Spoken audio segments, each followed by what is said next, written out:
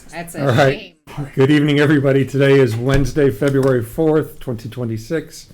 We are in the Eldon F. Marrera Board of Selectmen meeting room located on the second floor of Town Hall.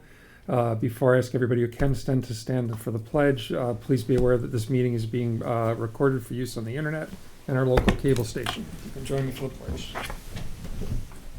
I pledge allegiance to the flag of the United States of America and to the republic for which it stands, one nation, under God, indivisible, with liberty and justice for all. All right, good evening, and amongst many other things, welcome to budget season. Couple of quick items to take care of before we get into the budget. One, I will make a motion to approve the meeting minutes for January 7th, 2026. Second. All in favor? Aye. Next, I will make a motion to accept the meeting minutes of January 14th, 2026 for review. Second. All in favor? Aye. Next, accept the meeting minutes of January 21st, 2026 for review. Second. All in favor? Aye. Aye. All right. Now we've passed that. Move along. Our first presentation is from Mr. Golder with Town Treasurer Collector budgets Debt. and debt. Debt.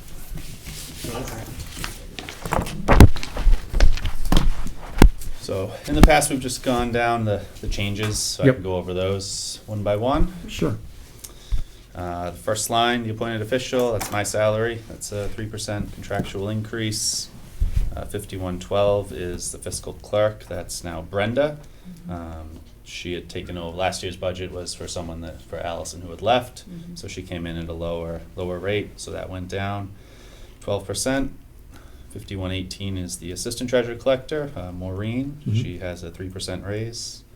And 5119, that was Jean's position previously.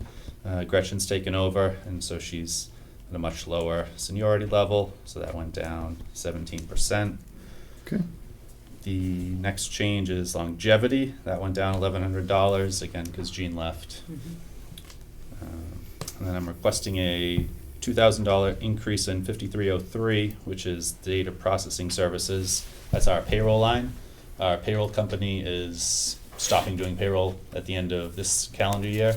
So I'm talking to some people about new payroll company, looking at Harper's right now, who a lot of municipalities use. But so that's going to reflect some of their new charges. The next is 5420 office supplies. I've just kind of been going over my office supplies budget the last few years, just with all the increases of everything in costs. So I have a $500 increase there. And then 5731 is annual school. In August, there's the treasurer collector annual school every year. And their costs also have just gone up. And that's training, right? Yep, that's training. Nothing to and do with the school. Nope. It's yours. Coming up. It's at Hotel UMass. They have all the classes there. And so I got certified treasurer and certified collector. I can start sending my staff and do some Sure. training up there. Okay. Would that be the proper job description for that, or for 5731?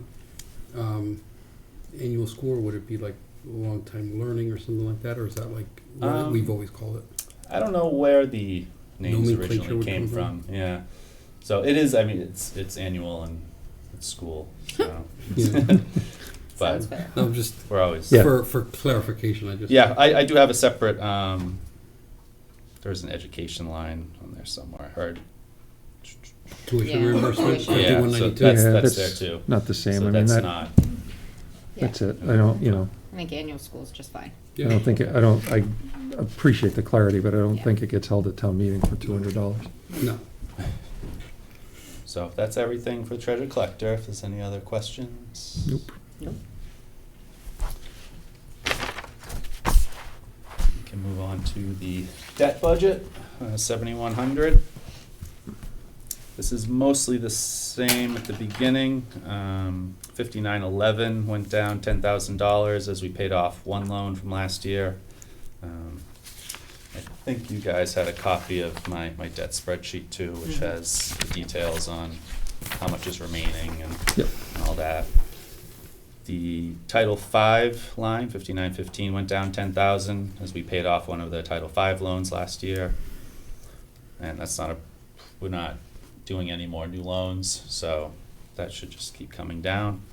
And 5922 is bands, which is the short-term borrowing that I do usually every November. We have to pay off the ambulance that we borrowed for in 2021, so there's 100,000 left on that. We may have to borrow for the fire truck that was approved a couple years ago. It's going to be ready either right at the end of this year or the beginning of next fiscal year. So if we have to pay for it before July 1st, we're going to have to borrow. Short term to get to July 1st. Yep, we'll have to do, and that'll be like a 6-month loan till November, and then we'll put it in with the other one. But if we do that, we'll probably have to pay down some of it. So I have that, and then we have a few school items on the bands list also. We'll end up probably having to pay off the feasibility study through the short-term borrowing. If the school had passed, it would have gotten rolled into that. But so we'll have to. So that ended up going up to 400,000, which is a large increase, but we gotta pay these things off. Okay. Makes sense. The next department is interest on the long-term debt, 7510. With our level principal borrowing, the interest does go down every year, so that's the decrease in 5902 and 5916. And there's no other changes there. And if I just want to throw this out because people always ask where we're at with the school, right? If I'm reading your sheet right, as of July 1st of this year, we're $17,920,000 left. Yep, that's correct. Okay. In the final year of payment on the smaller loan there, the 2.8 million is 2037, so we got 11 years left on that one.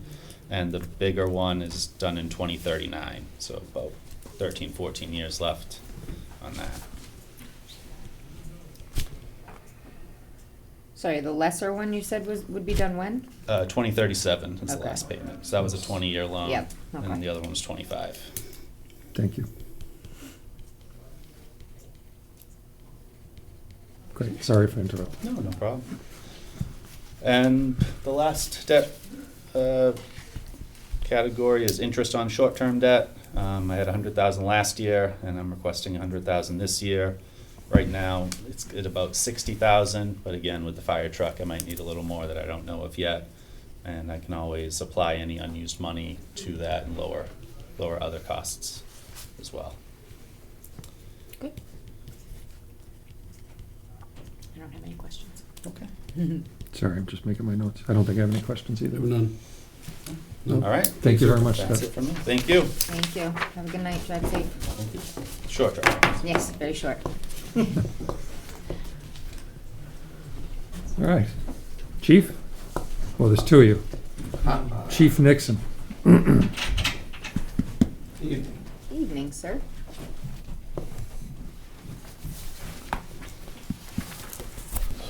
So with the lines, if there's anything you want to start out, but I'll go over any of the changes that were kind of more than our anticipated COLA.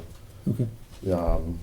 So the salary line went up, anticipation of the 3, but higher due to, we have young guys that are all getting master's degrees. So contractually, that's just kind of going up with their step raises, not their longevity, but their masters plus they're moving up in the ranks with the step raises. Yep. So overtime vacation, that is one of the higher increases only because even though we lost Sergeant Bryant, I have 3 brand new officers that are getting an extra week of vacation. And we've been running negative in that line for the past 3 years. So I added that just to encompass the extra 21 days of vacation coverage that we're gonna have.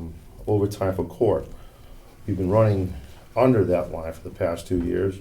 So to kind of give myself some relief in 2 of the other lines, I underfunded that based on previous years and then moved the balance to the SER line and some building repair because, again, we are going to have some maintenance issues over next year or so. I'd like to address those sooner or later, but I did that by taking that balance from my court line.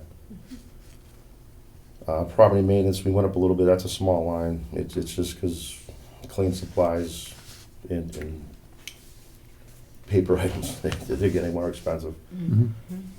Municipal building repairs, that increase was taken from the balance I took out of my court line. And what is, I mean, So essentially, that's like, I'm doubling that, because, for instance, paint, maintenance, repair, our windows are starting, we have to redo the seals and stuff like that. So where I underfunded the court line, because I feel I can manage that with other overtime and how we staff court, it was a lot easier to pull out of that line to add to my building maintenance. okay. Excuse me. Agency services, we went up, it looks like a big percentage. It's not a big dollar amount. That's our safety day stuff, that's our Halloween bags, that's our Citizens Police Academy. Anything we can do to kind of, more than just show up at some of our community events. Dues and meetings, unfortunately, dues and meetings are also, dues are essentially going up for all our professional administration, Southeast Chiefs, Plymouth Chiefs, Mass Chiefs. Those dues have gone up. I also, and I've added, again, I feel part of my job is to have a succession plan ready. I've added Lieutenant Craven to a couple of those agencies, just so he now gets the benefit of those meetings. Training expense, where it's a well, it looks like a significant percent bump, but we're gonna lose K-9 Richie Flaherty in November of '27.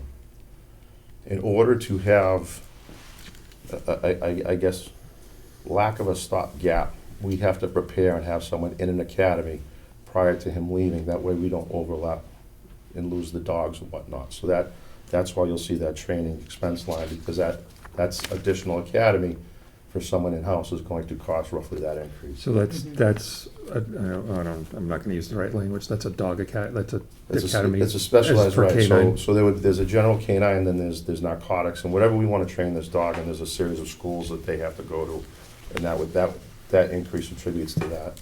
So the dog's retiring with, The dog will go with him, and the Okay. reason, and our reasoning for that, the dog's kind of at that 50% plus. Even if we kept the dog, that dog comes offline to go back to an academy with a new handler. This dog is too old to kind of retrain. retrain. Can't with teach a an old new- dog new tricks? You Is cannot that- teach Is that an what old you're dog. saying? You said it, I did not. So that would be that increase. And then my service contract line, we've been running over on that for quite a few years. So again, I'm trying to mitigate some of that with my court overtime, and I've added that increase to my SER line.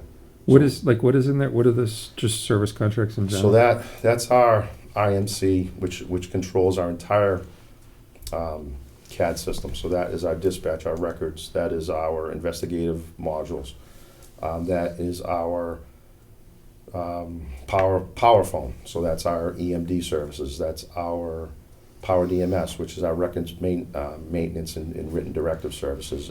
That's Motorola, because everyone has a service agreement and user license now. Yep. What they've done, every time we've kind of got more tech, they've caught up and they've created, well, now everything is a user license. And what they do is it's based on size, but it's also based on 5% bump every year, and I'm just trying to catch up with that. Okay. Yep. And that's, in a nutshell, is pretty much my increases, with the decrease in, like I said, longevity, and then the decrease in the court overtime. No, I had questions, but, permanent salaries increasing with retirements, but you explained that it's gone down the last 3 years and it's been back around as people are in there. And truthfully, we're an older, younger dynamic. Yep. We're now younger, and all those younger kids are now starting to be Yeah, older. well, I know. I shouldn't say kids, but the younger. No, but Generation. we've appointed many sergeants in the last Yeah. couple of years, which Got is it. a result Yeah. of that, so. I was reminded last night that there's an opening for another sergeant at the Citizens Police Academy. Funny you say that. Yeah. I had questions on the dog, that was answered, you answered a few others. And then purchasing the dog, we've been preparing for this.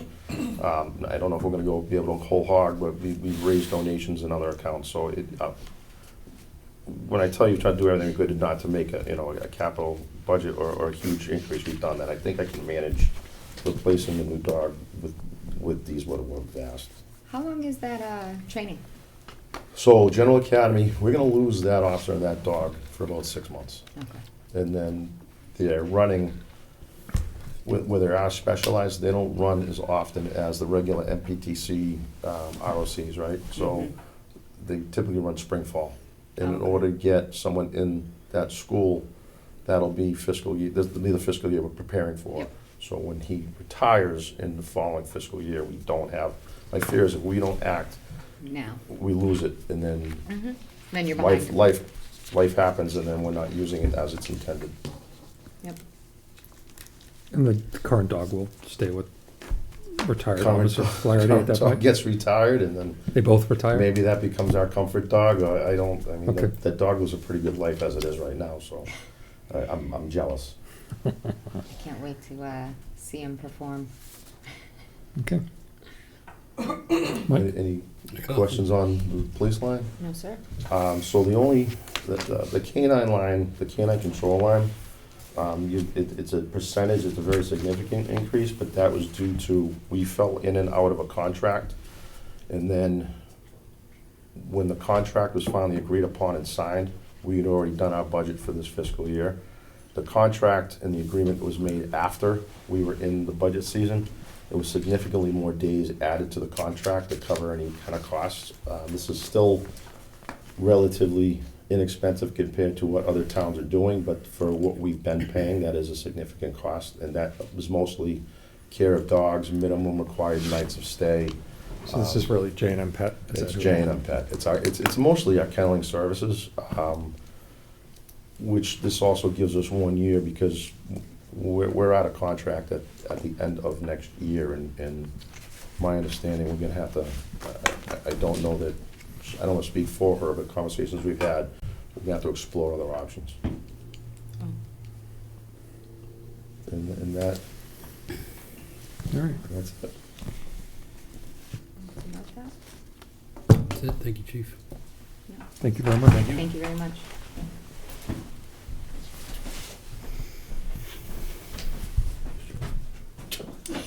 Aw, that was cringe. For those of you who couldn't see, there was a high-five exchange. There was a fist bump high five. Can never prepare for those. It was an awkward Tom Brady-esque moment back there, to be honest. So, Good evening. good evening. Hello. All right.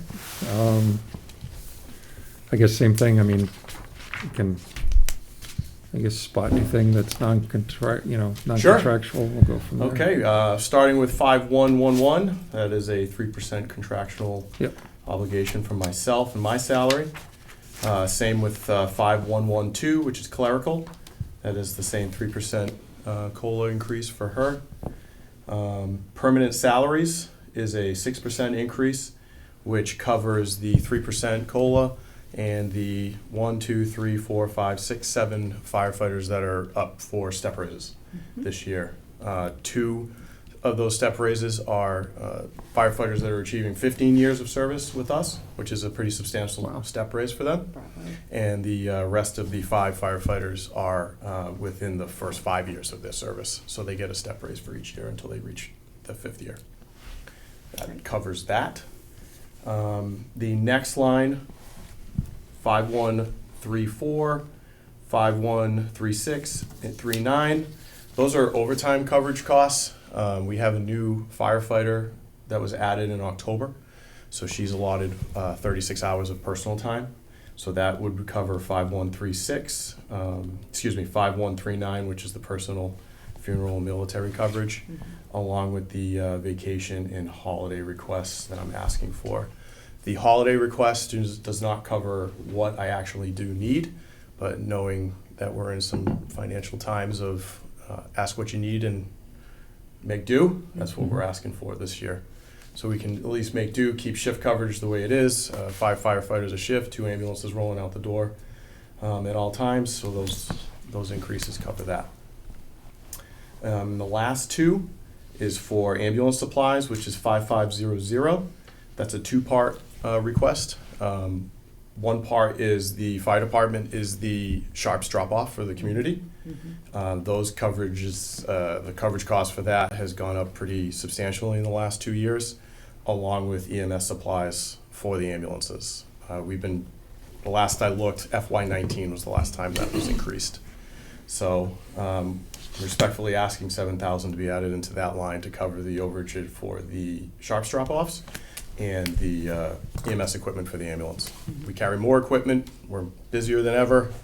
We have firefighter medics doing outstanding things on a daily basis for people.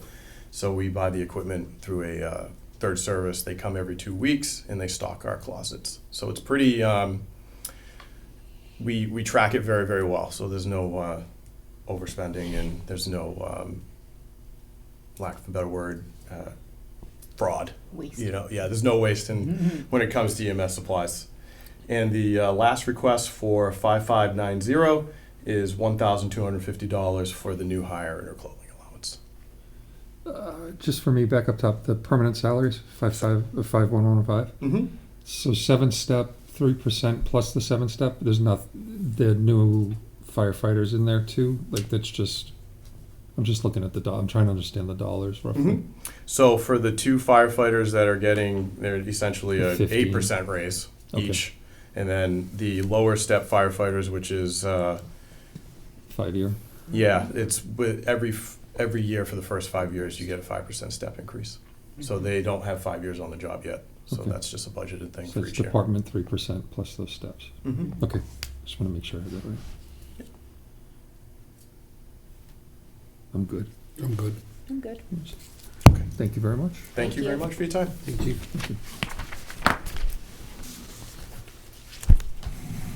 Great night. Thanks, you too. Drive safe.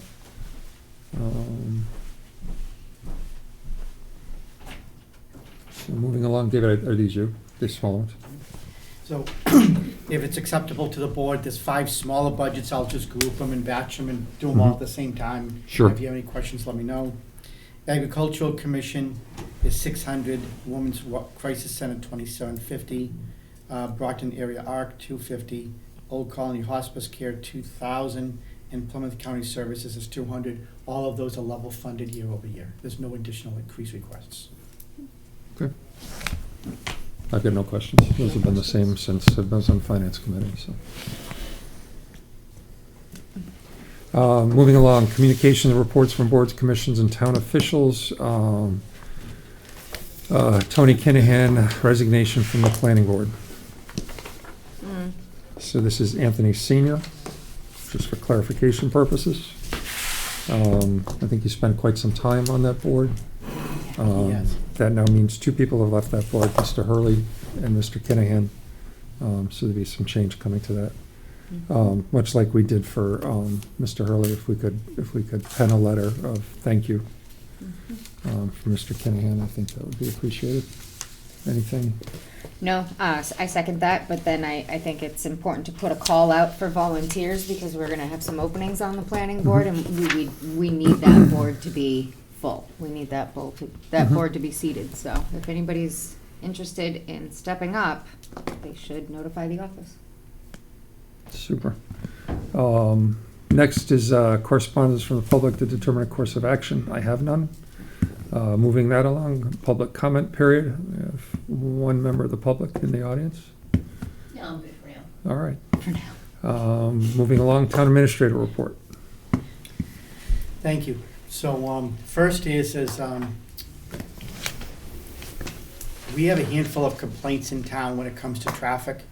And, Lincoln Street is still a concern that we're still trying to tweak and work on. But the other one is speed. We have complaints to our department, to your department, Selectmen's department, and to the police department as well. And so if you recall, a couple of years ago, based on a citizen's petition, the board entertained the notion to add speed humps up at Scotland Street, and we did that. Personally, I like speed humps. I'm not saying that, I understand why people don't, but however, I find them to be very effective. And I believe that road, it's been very effective having speed humps. And the residents who live up there that wanted them are happy, and the ones that didn't want them aren't happy. I mean, I get that. But at the end of the day, we have to do something to be able to reduce speed in town and do it from a public safety standpoint. And the chairman and I have talked about this, and, you know, Jeff has mentioned to me numerous times, and he was like, we've got to do something in the FY27 budget, so that way we can do something, whatever that something is, so we can, to reduce speed. So, because we're in the middle of budget season, or we just started budget season, the DPW department will be coming in a couple of weeks, if not, I think it's March. And I don't think it's fair to have that conversation at that time, obviously he's going over the budget. I'd rather get guidance and leadership from the board as to what you would prefer us to do. And if you like speed humps, great. If you don't, you don't, I get it. Can we look at other speed calming measures? I've spoken to the DPW director. He's mentioned that he thinks also effective is the radar post signs.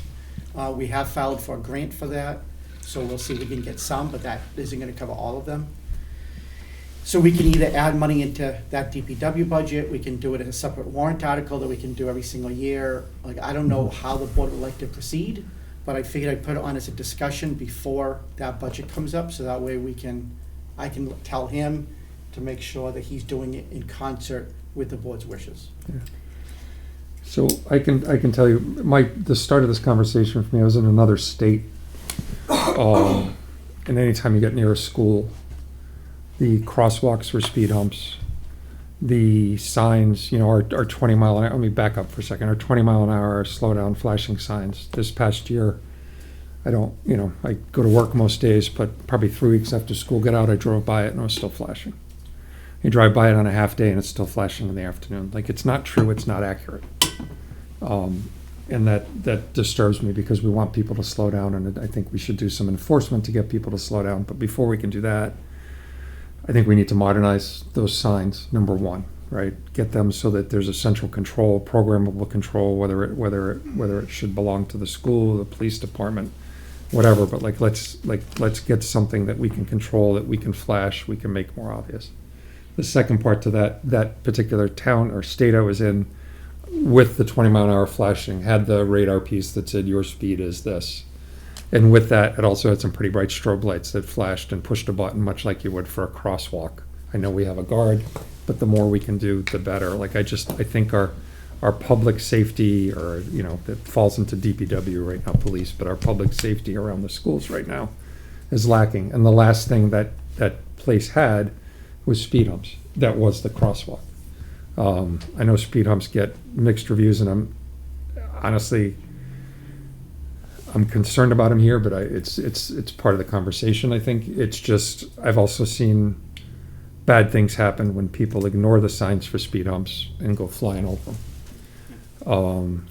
So for me, you know, I look at a kid crossing Crescent, I look at a kid crossing North Elm, I look at a kid crossing, you know, Spring, right, you know, over, you know, by the school, coming out of the high school to get onto, you know, just in general, like all around the schools. Mm-hmm. I think 106 is okay, you got a stoplight, that part works, but I think all these secondary stuff, even with the crossing guard, I still think like we can do more to draw attention to that. And I think, I don't know how old that equipment is, but none of that equipment really flashes or says school zone, or, you know, slow down. And when it does, it's not always telling us the truth. Yeah. So, I didn't know if you were No, sorry. that's fine. Yeah. It's just a discussion at this point. Yeah, no, so, I mean, I'll be very clear, I was against the speed humps on Scotland. I remain against the speed humps, not that I'm in favor of speeding necessarily, but because I don't think. Guilty. Just because I don't think they're as effective as everybody, you know, wants them to be, or believes that they are, honestly. I like the this is your speed, you know, those signs and stuff, but I have personally seen people on Scotland Street, you know, speed up to the speed hump, get over it, speed up to the next speed hump, get over that, and then they're flying down the road again. So I don't think that it is a permanent solution on that street. I think it's a very temporary, and, you know, for that one spot on the street that it works. So I'm against speed humps in that sense, or for those reasons. And I also know that there are some residents, like to David's point, there are some residents in the neighborhood that like it, but there are some that I've heard from that do not like the speed humps. So, you know, So I am not in favor of speed humps. I'll make that very clear. I have on a few occasions, I think, but I am in favor of looking for alternate solutions because I do believe that, especially around the schools, to your point, speed is an issue, and I am concerned about the children, and we want to encourage the children to be out and walking to school, and we need to make sure that it's safe enough for them to do so. Yeah. And my experience, I mean, I'm off a Crescent, so I mean, people are rifling down there, and I do see the police there, but we only have so many and Yep. so much resource, and they're not always available just to sit and do traffic, if you will. Yep. Yep. Michael? I also do not love the speed humps, and I think that with our last storm, I'd love to hear from DPW on what that did to snowplows. How, if it slowed them down, if it potentially damaged any equipment, how they thought about it, and as the days got longer for them as far as the hours, because that was a long event. We haven't had snow since, like significant snow since those were put up. I'd like to hear about how they were. One, and two, were they easy to get up and over for vehicles? I'm sure they were, but at the same time, I'm sure those will freeze over before the rest of the road. Sure. So I'm sure that I do have some concerns, so I'd love to hear from Well, them. I also think that, it's 2-1 no on speed humps, but not necessarily 2-1 no on updating the signage. No, it's not necessarily the speed. I would like to hear Sure. from the DPW on what effect that was on the plows. I don't particularly think, similar to what Marcy said, I don't particularly think that they slow people down. I think they might slow them down for that instance, if they even see them. Yeah. Because they're not very brightly colored. And at certain times of the day, you don't even know they're there. Like I'm going speed limit, I forget they're there because you can't see it. 'Cause the sun- Confession, I signed for them, I did everything, I checked them out when they were put in, and I can tell you I've hit them at full speed before. Well, I've hit one at full speed before. At that point, you slow down for the second one, but I fortunately didn't lose control, but guilty. No, so I mean, that's it. I mean, maybe if Phil can price out what a speed hump is, and then also what that, for lack of a better term, that stick would be, that Speed stick. yeah, well, no, I mean, school zone flashing 20 miles an hour, your speed is, because let's face it. And if those that could comes- move. They don't have to be stationary. Some of them are like. Well, moving I'm thinking like I want to update, right now if you're coming down Crescent, it says 20 miles an hour and it flashes, Yeah. right? And it's only supposed to flash when Schools kids in should be session. crossing. Yeah. Not even, just when they're crossing. I think Or in the middle of the certain day hours, when they're yeah. not, when nobody's coming in or out of the school, it doesn't need to be on. I would like that to be accurate. I would like that to be a little brighter and get a little more attention. I'd like somebody to understand how fast they're going there, and with all that in mind, maybe we can do some more enforcement in that area when those are on. And then, but I mean, I can't, if that, what I just proposed costs 50 grand for one, then we're in a different spot than if it costs 10. But I think there's a need to, just personally, I think into the DPW budget, a dollar amount on an annual basis that's focused on some piece of public safety. And then we go from there. Maybe there's an argument that should be in CapEx. Maybe that's a discussion too, but I think we need to commit to updating some stuff in town, some of these old signs, and get a little more modern, because people are distracted, right? If we don't, they're distracted here, there, and everywhere. If we can't put something bright and flashy in front of them, they're probably not gonna slow down. Yeah. No, and I think, I'd like to ask the DPW director about how the plows The went humps, around sure. and how they took weather. But to your point, I think that people are desensitized by the lights always blinking and saying, Oh, yeah. slow down, it's during school. It's like, well, it's 2 a.m., there's no school. Yeah. So you get very desensitized to that, so you don't pay as much attention as you should be paying to it. So yeah. Okay. Is that enough direction, David, or? It do you- is. No, it's a good start. because Overwhelming. What I think I'm gonna have Phil do is to put together a little presentation with that information. On that note, you all know individually, I meet with each one of you between the night before and the day of every single meeting. Mike and I had that conversation. He wanted to get feedback from the DPW. So I did have a conversation with the DPW director and also the assistant, so it was a three-way. In their feedback on the speed humps, again, I like the speed humps, because I think they're effective, is that there was no issues with the plows. They're good with it. We had no issues this storm. We've not had issues since we've put them in. However, to your all point, I agree that only 2 really reduces speed only in that snapshot of time. And so if you were to add more, it would be more effective, but clearly that would be in. Then we're off-roading. I'm not advocating it. I am not in Um, favor. But part of my thought process was, do we create a speed hump policy that we could do speed humps through the rest of the town where we think that it's necessary? And that's where, Mike, the DPW director and the assistant both said, that would become problematic. Because they know exactly where these speed humps are, because they're the only 2. They adequately slow down, they plow over them, it's not an issue, we've had no property damage to the vehicle or any of that. However, if we had 10 roads with 2 apiece, and you have to remember where 20 of them are, he said that's just not gonna happen. He said, then you're gonna have a problem. So based on that, those speed humps specifically, not an issue. The more we add, the more problematic they would become.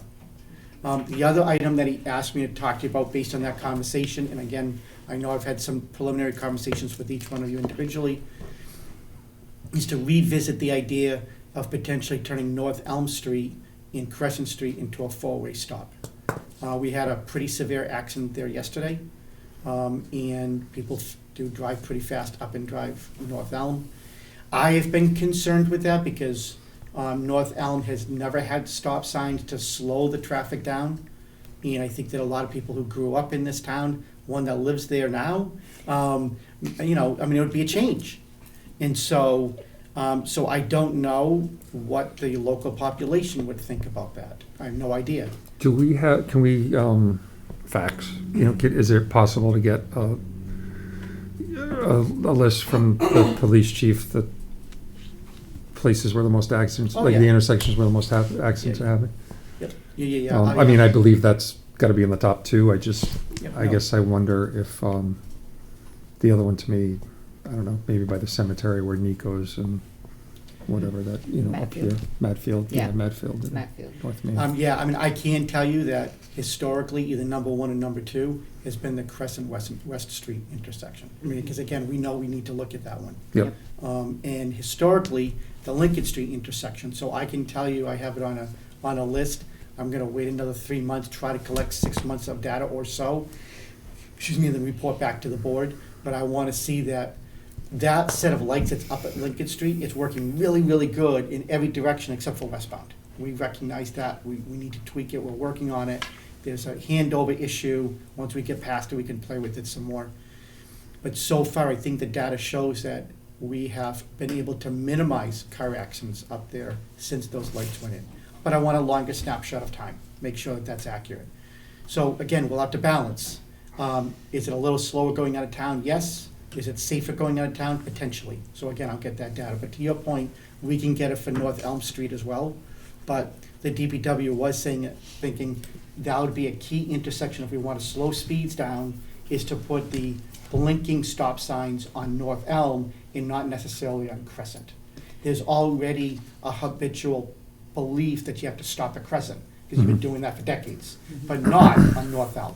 So that's why he was thinking we would flip it. But again, I could bring that back to you at a later date. But I think at this point, that's enough information. But Mike, I want to make sure that I report it back to you as to what his findings were. And as much as I don't like stop signs, I'd be in favor of stop signs over speed humps. I just want to go on record to talk down about speed humps again. Just making it very clear, I'll take a stop sign instead of a speed hump. Noted, no comment. Inspectional services, you'll recall about 2 years ago, we looked to organize the regulatory inspectional services area. So that was the Board of Health, the Conservation, and the Building Department. And I think we've done a really nice job creating a one-stop spot area for our residents. Because before, they were going up and down the stairs, back and forth to different departments, and now they don't do that. And the second thing is by grouping them all together, even at lunchtime, it's always occupied. Whereas prior to, residents, a lot of times they come in on their lunch break, and when they do, they would be closed. So that has worked really well.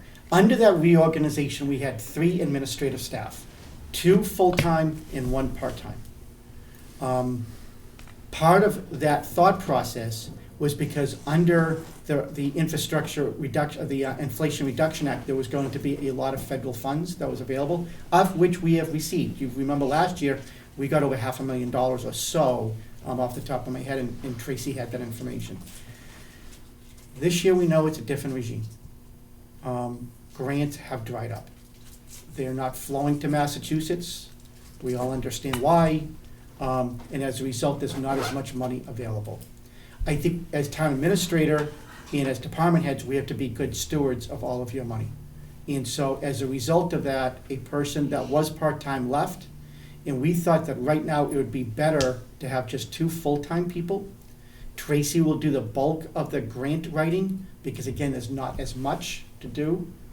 We will still fund a part-time person, so that way if we can be nimble, we will be in the future. If grants come back or we find out that we just ran too thin, so we'll have the money there. But right now, we have moved who was the grant writer, who is a clerical administrative staff, across the hall over into the Building and Conservation Board of Health area, so that way we have 2 administrative staff, so as one goes on vacation, somebody else is there. So we think that we're providing really good overlap and a high degree of customer service to residents, making sure that it's staffed, and also aligning from a financial standpoint the reality of today. So I want to make sure that you had that information as well. Again, you're still going to see it in the budget going forward, so we can be nimble if we need to add that person or make some adjustments in the future. Cherry sheets is the terminology for state aid. This is the preliminary one from the governor's office. You will see up here that this first page is an increase of all state receipts. The blue lines are direct revenue sources. The white lines are the ones that go to the town municipal offices that we control. All told, you can see the total increase is $249,000 or 2.65%. However, please keep in mind that out of that $249,000, $105,000 of that is school choice. I have not had a conversation with the school, but I was surprised by this. Because school choice is always, it's looking in the rears, meaning that it's reimbursing you for the previous year's enrollment, because clearly they don't know what the new enrollment is going to be. But the fact that it's up, it only means that there was more school choice, and we thought that it was lower. Mhm. So again, maybe I have that wrong. I need to have a conversation with the school, but this is from the state. I mean, they're getting this number somehow. So 2 things, I want to drill down to find out what that is. But that also means that the reality is that for non-school choice aid to the municipality is actually only up $140,000. And out of that, $22,000 goes to the library. So it's really only up a little over $100,000 or about 1.1%. There is something wrong with the state formula. You all recall that it was only 2 or 3 years ago that the millionaire's tax or the fair tax for all passed, and it was passed under the umbrella that we were all going to see this vast increase in state aid. This is 2 years in a row that we're around 1%. And Jeff and I met with Senator Driscoll about this earlier in the year. I don't think we got any answers. I'm not being negative, I'm just being honest. Like, we're trying, we're doing our best. We're meeting with our state delegation, and we're not seeing it.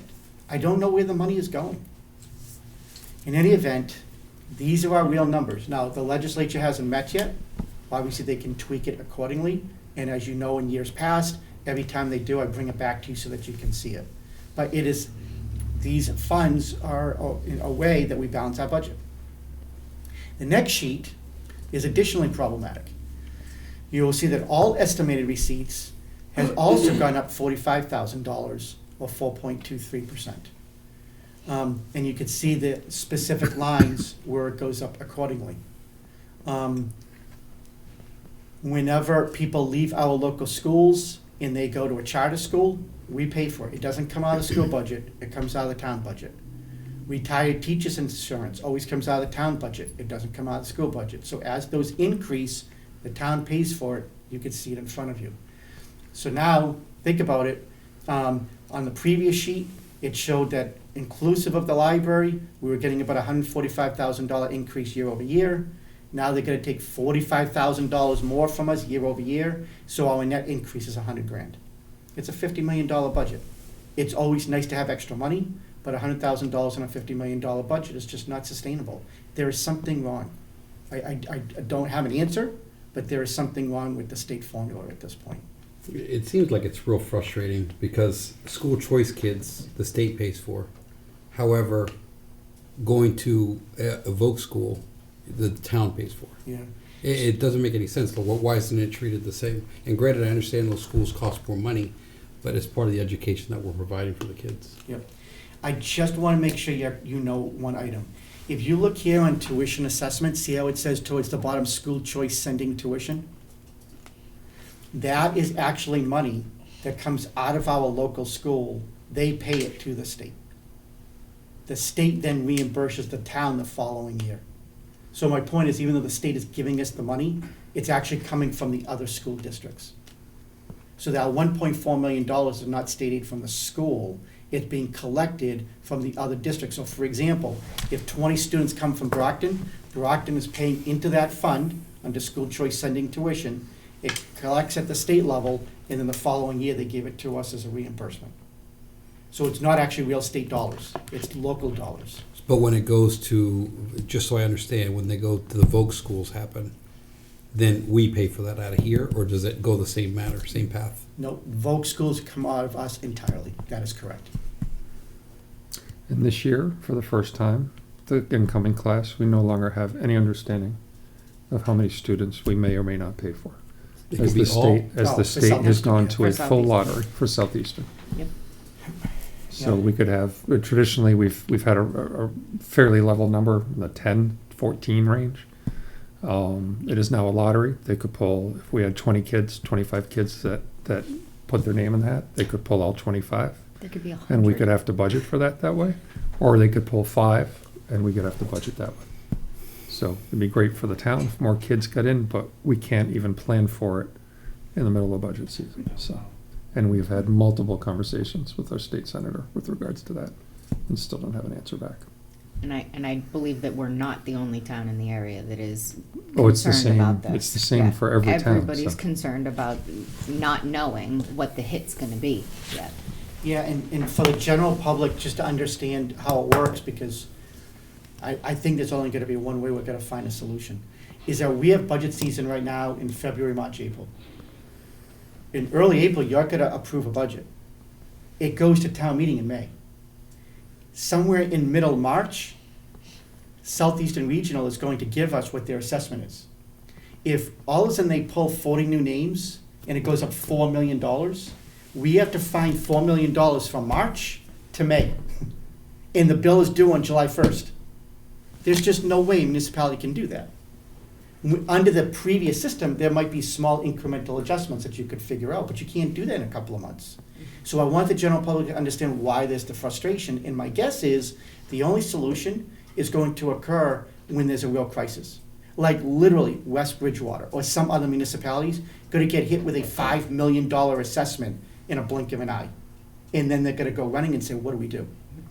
And it's really sad because there won't be any assistance at that point. That municipality is gonna be really hurting that year. And hopefully that'll wake somebody up at the state to say, we need to fix and address this. What was it based off before I went to a lottery system? Because I always thought it was by population. I went to Blue Hills, and each town got like a set, like you were saying, a set amount based off the population to go to the regional school. So I'm not the world's expert on how it's allocated, but this is my general understanding, is that we have 9 communities in Southeastern, and each town is allotted a certain percentage for applications. So in West Bridgewater's case, we may send in 150 applications, but based on that percentage, maybe it's only 120 that they can consider. And then they randomly, after everybody qualifies or is pre-qualified, because they have to pass certain qualifications about grades and attendance and that type of stuff, then they pull out randomly at that point. But that way, every municipality has a certain little percent. It's fair to everybody. Like, for example, Brockton is by far the largest municipality. Brockton has by far the largest population. They should. But it's never going to change by 30% in 1 year based on that narrow formula. So I may have that a little bit wrong, but generally speaking, that's the intent and that's the way that it works. Now, literally, this past year, I'm off the top of my head, but they received somewhere around 1,400 applications. They could only take 400 applicants. It is my understanding that minus just a couple of really, really minute details, all 1,400 are gonna go into a bin, they're gonna close their eyes and they're gonna pull. And what happens if all 400 Come out comes of one from, town. comes from one town? Exactly. Yeah, you're gonna have 8 very upset towns. And children are gonna have multiple entries. Each Some of them child can qualify for multiple entries in that big bin. You get one when you apply, you get one if you have good attendance, you get one if you write a letter. This system. It's gotta be a state, Welcome right? to the The state. same people It was that definitely- came up with a It's the lot of same. other stuff, Yeah. Mark. So again, Mark, just so you know, it was DESE, the Regulatory Authority of Education, that came up with the regulation because they were apparently lobbied by one school district that was unhappy. And instead of saying, oh, maybe we should adjust whatever is happening in that district, they said, we're gonna come up with a statewide regulation. That is not a law, it's a regulation. It is then, not my understanding, but pretty clear on this, is that the House last year, for this current fiscal year, recognized the problem and put into their budget that DESE's regulations could not move forward because of all of these concerns. It was a legitimate, cogent thought process on the House's side. For whatever reason, the Senate thought differently. And then during reconciliation of the budget process, the Senate side won, which was to scratch out that sentence or phrase and therefore allowing DESE's regulation to go forward. And as a result of that, as Jeff said, we then met with our state delegation on the Senate side to try to see, can we get some answers to this? Can we make some adjustments? And at this point, there's been none made. And unfortunately, as I said, it's going to take a crisis. Some town is going to get hit with a massive bill with not enough time to figure it out. And again, no judgment, just reality. If all of a sudden we had 90 kids, just for whatever reason, and we had a $5 million increase going to Southeastern like this, our local school's not gonna reduce its budget by $9 million or $4 million. They have fixed costs already, I agree with and you. they're not gonna do that. So they'll have much less population, but still a similar budget, and that's really gonna hurt you as a taxpayer. Oh, I agree.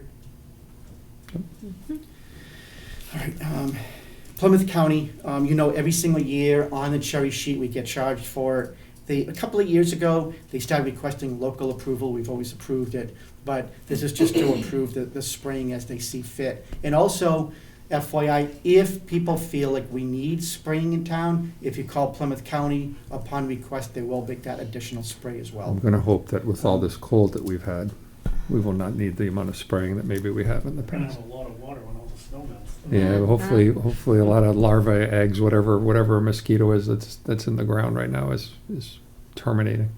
I hope you're right, and just in case you are really interested, I placed in this packet the annual report, so you can see exactly how much larvae in West Bridgewater there actually was. And then, last is for your next meeting is February 18th, and again, we'll continue our budget season at that point. That's good. All right, at this point, we're going to adjourn the public session, and we're going to enter into executive session. I have a motion that I'll read. I would like to entertain the motion to enter an executive session, not to return to open session for purposes of conducting a strategy session for negotiations with non-union personnel, specifically the Assistant DPW Director, GIS Administrator, the COA Director, the Fire Chief, the Building Commissioner, the Assistant Town Administrator, and the Town Administrator. This requires a roll call vote. Marcy? Lee, yes, however, I will be recusing myself from a portion of the executive session. Okay. Ryan, yes? Perez, yes. Okay, at that point, thank you.